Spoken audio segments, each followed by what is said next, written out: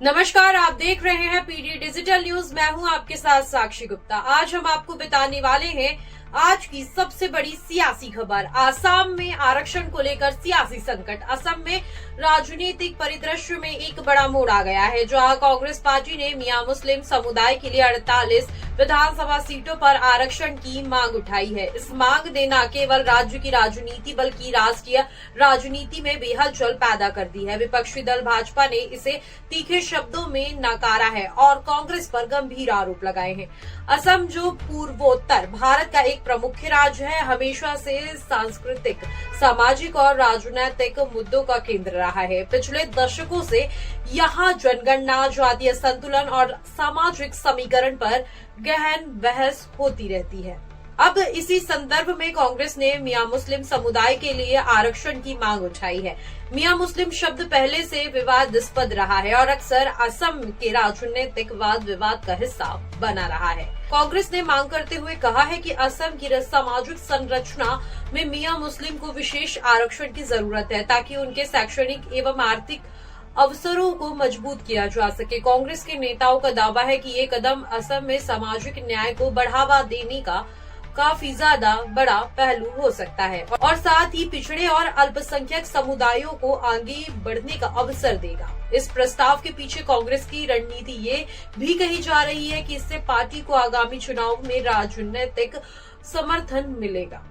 लेकिन भाजपा ने कांग्रेस की इस मांग पर तीखी प्रतिक्रिया दी है। असम भाजपा के प्रवक्ता कमल कुमार ने कहा कि कांग्रेस स्वदेशी समुदायों के खिलाफ साजिश कर रही है और ये कदम असम की सामाजिक एकता को नुकसान पहुंचाएगा। भाजपा ने इस मांग को वोट बैंक की राजनीति बताया है और कहा है कि इससे असम की सांस्कृतिक पहचान को ठेस पहुंचेगी।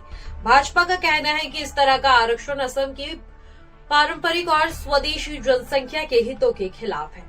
राजनीतिक विश्लेषकों का माने तो ये वाद और विवाद सिर्फ राजनीतिक बयानबाजी नहीं बल्कि असम की सामाजिक धड़कन और पहचान से जुड़ा है।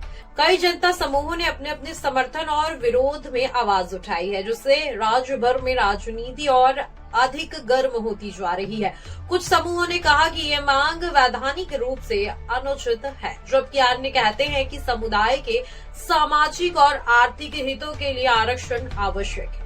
देश के अन्य हिस्सों में भी राजनीतिक दल इस मुद्दे पर अपनी प्रतिक्रिया दे रहे हैं। राष्ट्रीय यूथ संगठन जैसे कि सामाजिक संगठनों और विशेष ने इस मुद्दे पर खुलकर चर्चा की। क्या आरक्षण की ये मांग संविधान के मूलभूत सिद्धांतों के अनुरूप है या नहीं? कुछ विशेषज्ञ मानते हैं कि यदि ये मांग आगे बढ़ती है तो ये अन्य राज्यों में भी समान मांगों को जन्म दे सकती है, जिससे राष्ट्रीय राजनीति में भी असर पड़ेगा। आज के इस राजनीतिक तूफान का असम और भारत की राजनीति पर गहरा प्रभाव पड़ेगा।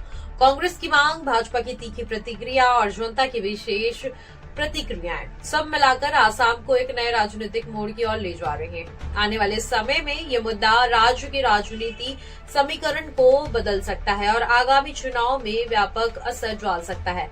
और आप इस पूरे मैटर में अपना ओपिनियन जरूर दीजिए। मैं हूं आपके साथ साक्षी गुप्ता। इस खबर में आपको वापस मिलूंगी और भी ऐसी अपडेट्स के लिए बने रहिए पीडी डिजिटल न्यूज के साथ। मैं हूं आपके साथ साक्षी।